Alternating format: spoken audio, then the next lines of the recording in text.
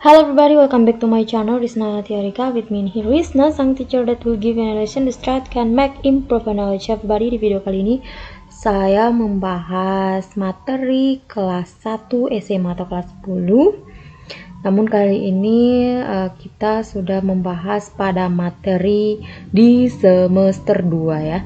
So, kali ini kita membahas materi pertama di semester 2 yaitu bab 6 mengenai keanekaragaman hayati. So, everybody, langsung saja kita membahas. Jadi, apa sih keanekaragaman hayati ini? Jadi, keanekaragaman hayati ini itu merupakan suatu keanekaragaman yang ada di alam yang berkaitan dengan kehidupan yang ada di alam, baik itu lingkungannya maupun jenis-jenis hewan dan tumbuhan yang ada di alam itu. Oke, selanjutnya di sini tingkat keanekaragaman hayati. Jadi tingkat keanekaragaman hayati itu ada beberapa, seperti pertama ini ada gen, kemudian jenis, dan juga ekosistem. Kemudian yang kedua itu keanekaragaman hayati Indonesia. Kemudian dimana keanekaragaman hayati Indonesia ini akan kita bahas tentang tumbuhan, hewan, dan juga mikroorganisme. Selanjutnya mengenai pelestarian keanekaragaman hayati itu sendiri ada dua cara, yaitu ex situ dan juga in situ. So di sini ada 3 pokok poin yang akan kita bahas dalam keanekaragaman hayati itu. Bisa dilihat di sini ada tingkat keanekaragaman hayati, kemudian keanekaragaman hayati Indonesia, dan juga pelestarian keanekaragaman hayati itu sendiri. So selanjutnya kita membahas tentang keanekaragaman gen terlebih dahulu. Jadi ciri keanekaragaman genetik ini tuh biasanya memiliki nama ilmiah yang sama, namun terdapat sebuah variasi atau perbedaan. So, bisa dilihat di sini, ini ayam ya. Jadi ini memiliki nama ilmiah yang sama, namun mereka memiliki variasi yang berbeda. Bisa dilihat di sini, diperhatikan ya gambarnya. Ini ada beberapa jenis ayam, walaupun terlihat sama, namun ini ada beberapa beda, seperti di sini kan umumnya ayam kampung ya, dan ada ayam kate di sini, kemudian bentuk ayam yang hitam pendek seperti itu. Jadi ini berbeda di keanekaragaman gen itu sendiri. Kemudian selanjutnya juga di sini dapat kita lihat, di sini ada bunga mawar. Jadi bunga mawar ini nama spesiesnya itu Rosa sinensis. Mereka tetap memiliki nama yang sama apapun warnanya, tetapi di sini terlihat perbedaan warna di sini. Jadi ini dipaut oleh yang namanya genetik. Kemudian ini beberapa jenis tomat yang juga memiliki beberapa warna ya, perbedaan warna. Jadi ini tuh juga dipaut oleh perbedaan genetik. Oke, jadi untuk perbedaan keanekaragaman genetik ini saya berikan contoh kecil dalam kehidupan kita itu, seperti dalam kehidupan keluarga.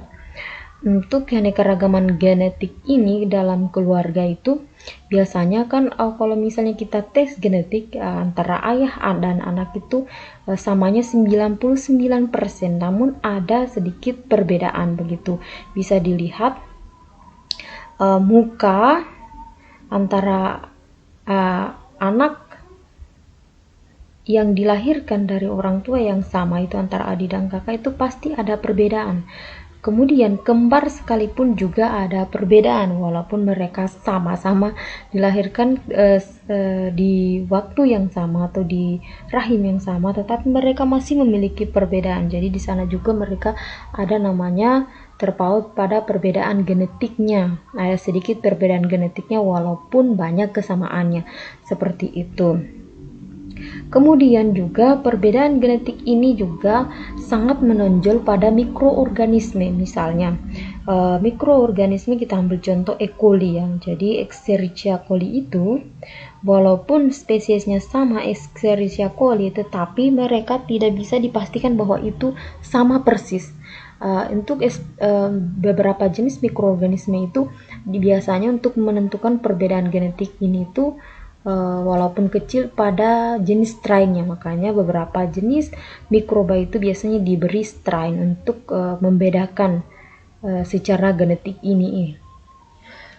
Oke, selanjutnya itu mengenai keanekaragaman jenis.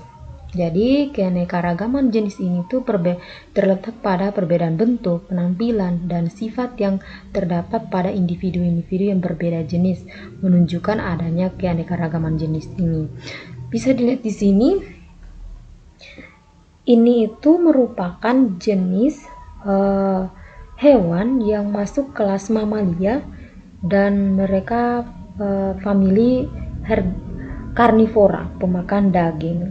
Walaupun di sini bisa dilihat ya, mereka sama-sama makan daging tapi ini berbeda-beda jenisnya.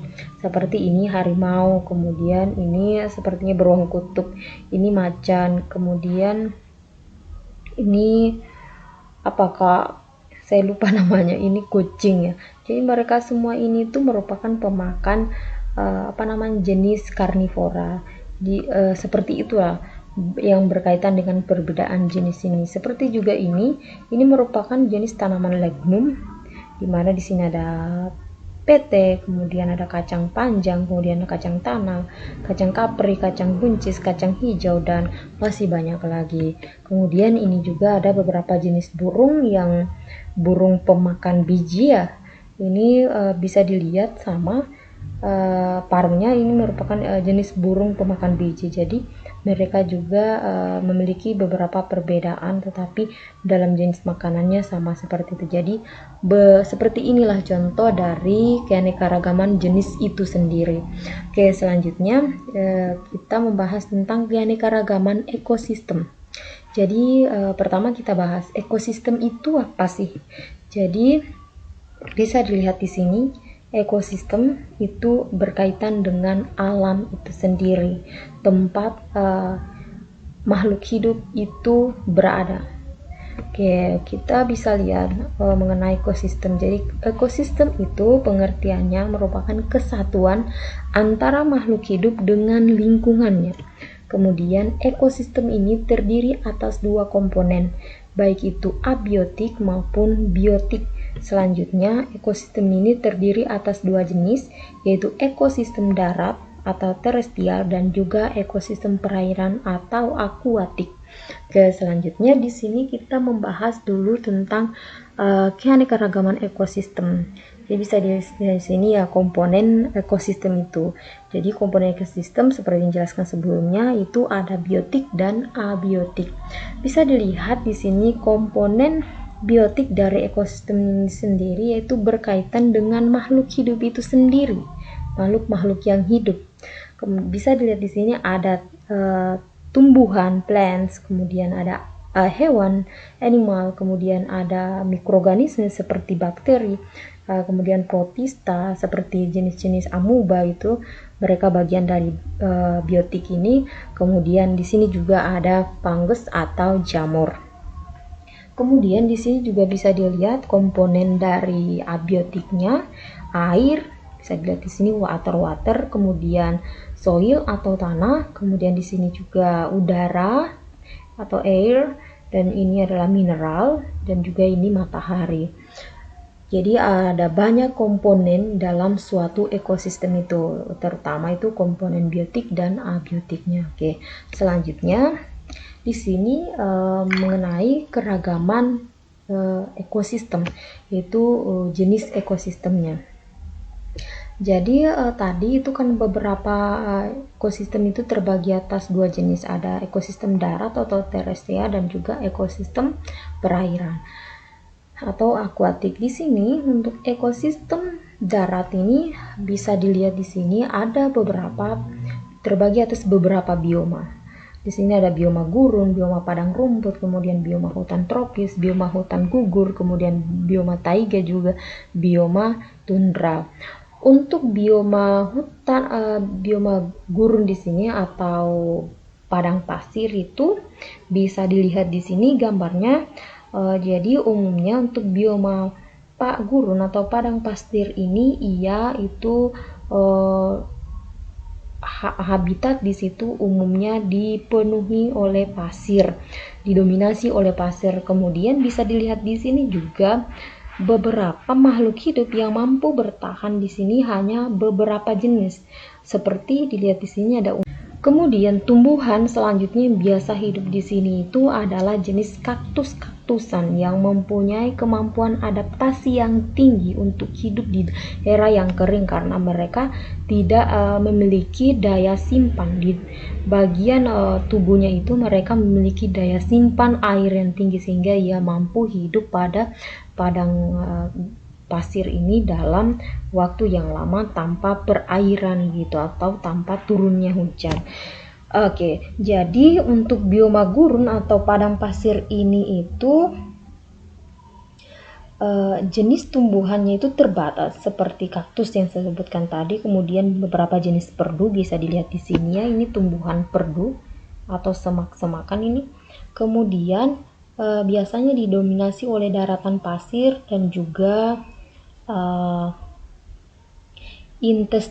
intensitas cahayanya itu sangat tinggi, kemudian curah hujannya sangat rendah, kemudian perbedaan suhu yang siang dan malam itu sangat besar, dan beberapa beberapa tempat ini itu terdapat di beberapa belahan bumi seperti di Afrika, Amerika Utara, Asia juga ada, kemudian Australia. Jadi biasanya mereka kondisi alamnya itu padang pasir seperti ini. Oke, selanjutnya kita bahas tentang bioma padang rumput atau savana. Jadi untuk bioma padang rumput atau savana ini itu bisa bisa dilihat di sini. Biasanya ini tuh didominasi oleh berbagai jenis rumput ya, kemudian beberapa jenis pohon atau perdu, namun ini sangat sedikit, hanya beberapa yang ada di sana. Kemudian curah hujan di sana itu lebih tinggi. Hewan-hewan yang umumnya menghuni di sana itu adalah jenis hewan yang masuk dalam kelompok atau famili herbivora dan sangat melimpah. Kemudian diikuti beberapa jenis karnivora dan juga terdapat yang bioma padang rumput atau savana ini itu biasanya dapat ditemukan di beberapa belahan bumi seperti Asia, Australia, dan juga Amerika dan Afrika. Selanjutnya ini itu bioma hutan hujan tropis. Jadi ini itu sangat berkaitan dengan Indonesia banget ya, dimana wilayah Indonesia itu wilayah hutan hujan tropis wilayahnya kita, seperti di Kalimantan dan juga Sulawesi dan beberapa hampir di seluruh wilayah di Indonesia itu ini dia merupakan bioma hutan hujan tropis, bahkan keseluruhan wilayah Indonesia itu masuk dalam kelompok ini ya. Jadi untuk bioma hutan hujan tropis ini itu dia didominasi oleh jenis pohon-pohonan besar, kemudian berdaun lebar dan lebat, kemudian penghasil kayu yang utama itu di samping beberapa jenis liana dan epifit. Jadi untuk bioma hutan hujan tropis ini tuh dikenal sebagai penghasil kayu terbesar di dunia, seperti itu. Sebenarnya bukan hanya di Indonesia juga adanya hutan hujan tropis ini, tetapi ada juga di beberapa daerah seperti Amerika Tengah, kemudian Afrika Selatan, kemudian Asia Tenggara, dan juga Australia Timur. Mereka masuk dalam kelompok bioma hutan hujan tropis ini yang banyak menghasilkan jenis kayu-kayuan. Selanjutnya itu ada bioma hutan gugur iklim sedang. Ini biasanya kita temukan di daerah empat tropis, misalnya di negara-negara yang bersalju ya. Jadi bioma hutan gugur iklim sedang ini tuh didominasi oleh pohon-pohonan berdaun lebar yang menggugur daunnya pada musim dingin dan dapat mencapai tinggi 30-40 meter. Kemudian di mana tempatnya itu beriklim sedang. Hujan turun pada musim panas dengan musim dingin yang ekstrim. Kemudian hewan-hewan itu memiliki aktivitas bermusim terdapat di biasanya ini untuk bioma hutan gugur iklim sedang ini tuh adanya di Amerika Serikat, kemudian juga ada di Eropa, Asia Timur, dan juga Amerika Timur. Untuk di Indonesia tidak ada ya seperti ini, karena kita kan masuk dalam bioma hutan hujan tropis. Oke, selanjutnya kita bahas, ini adalah bioma taiga. Ini bisa dilihat di sini, ini sangat unik ya, dan biasanya untuk bioma taiga ini tuh mereka dikelilingi oleh pegunungan. Jadi untuk bioma taiga ini itu didominasi oleh tumbuhan konifer.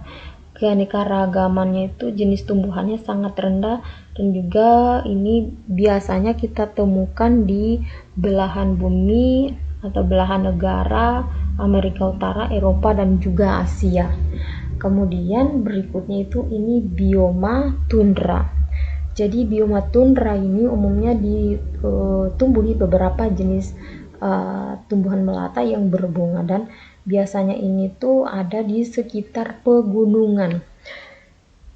Jadi untuk bioma tundra ini tuh didominasi oleh tumbuhan lumut umumnya, kemudian lumut kerak, dan juga pohon yang kerdil, di mana ini terdapat di daerah sekitar kutub atau daerah pada ketinggian di atas 2.500 meter di atas permukaan laut ya. Oke pribadi, selanjutnya kita membahas tentang ekosistem perairan atau akuatik. Jadi ekosistem perairan ini terbagi atas dua, yaitu berdasarkan alirannya dan juga kedua berdasarkan salinitasnya.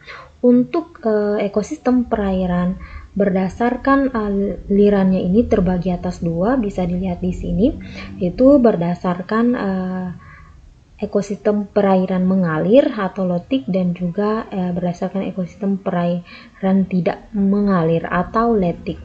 Untuk ekosistem perairan mengalir atau lotik ini itu dia airnya secara terus-menerus bergerak sesuai dengan dinamika aliran air. Kemudian distribusi nutrisi di sini tuh lebih merata dibandingkan dengan ekosistem perairan yang tidak mengalir. Misalnya ini tuh pada aliran sungai yang banyak ditemukan di Indonesia ya. Kemudian di sini ada ekosistem perairan tidak mengalir, di mana untuk ekosistem perairan tidak mengalir ini tuh dia tidak ada aliran secara dinamis untuk sumber penutrisian. Kemudian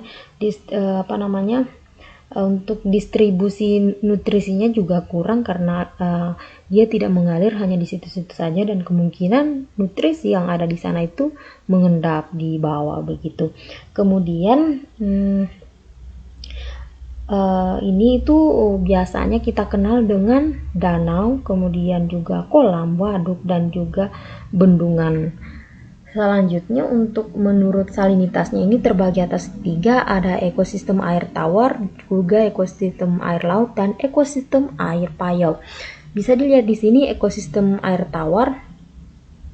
Jadi untuk ekosistem air tawar ini kadar garamnya itu rendah dia, kemudian dipengaruhi iklim dan cuaca dari daratan itu. Kemudian juga penetrasi cahaya matahari itu kurang, dan biasanya ini tuh pada danau, kemudian kolam, waduk, bendungan, dan juga lain-lainnya. Biasanya untuk ekosistem perairan air tawar ini tuh ditumbuhi oleh beberapa jenis tumbuhan air di permukaannya, seperti bisa dilihat di sini ada teratai, kemudian juga biasanya ada enceng kondok, bisa Anda temukan, sering ya Anda temukan di Indonesia karena itu banyak sekali di Indonesia. Kemudian ini ekosistem air laut. Jadi ekosistem air laut ini dia itu memiliki kadar garam yang tinggi, kemudian tidak dipengaruhi oleh iklim dan juga cuaca daratan. Untuk penetrasi cahaya matahari itu relatif lebih tinggi, dan ini pastinya itu di laut adanya ya. Kemudian berikutnya itu ekosistem air payau. Jadi untuk ekosistem air payau ini itu ia memiliki seperti memiliki kadar rendah yang rendah dia, kemudian dipengaruhi iklim dan cuaca daratan. kemudian penetrasi cahaya mataharinya itu kurang. Dan untuk ekosistem air payau ini itu biasanya dia pertemuan antara air laut dan juga air sungai atau air tawar. Biasanya kan air tawar yang ada di gunung itu atau yang berasal dari gunung itu akan mengalir di daratan yang lebih rendah, dan ujung-ujungnya pasti akan ke lautan ini turunnya. Dan itu pertemuan antara air tawar ini dan air laut itu membentuk air payau. Jadi rasanya itu air ini tidak asin, namun juga tidak tidak berasa seperti halnya air tawar gitu, air yang sering kita minum. Jadi dia rasanya seperti sayur gitu, masak sayur bening yang ditaruh garam, atau masak air yang ditaruh garam tapi secukupnya, seperti itu. Dan ini hanya beberapa spesies yang mampu hidup di sini seperti ikan bandeng. So everybody, saya rasa itulah penjelasan mengenai keanekaragaman ekosistem ini, keanekaragaman hayati ini. Dan insya Allah untuk mengenai poin-poin berikutnya akan dijelaskan di video selanjutnya. So everybody, jika Anda merasa ada penjelasan di sini yang kurang jelas, silahkan saja tanyakan di kolom komentar. Dan jika Anda memiliki pertanyaan yang lebih lanjut yang masih berkaitan dengan ini, juga tanyakan saja di kolom komentar. So everybody, thanks because you have watched my video. Mudah-mudahan video ini bermanfaat bagi Anda ya. So bye bye everybody.